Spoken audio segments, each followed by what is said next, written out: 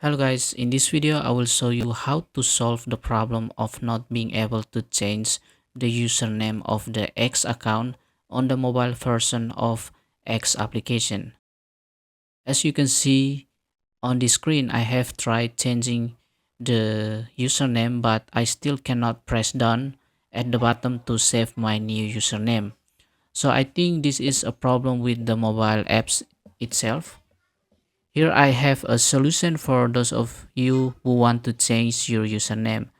So first, here we will open the browser on our smartphone. Then type X in search. Then website X will appear. Then here you just tap and hold and open a new tab so that you are not redirected to the application again. Now here you can log in using your X account.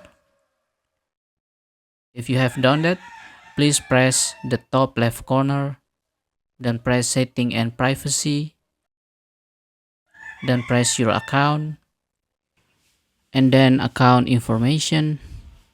Here you have to re-enter the password for your X account.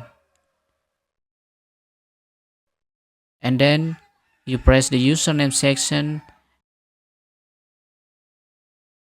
and here you can try changing the new username and then press save in the bottom right corner. I have done this method and I managed to change my username. I hope this video useful and see you in another video.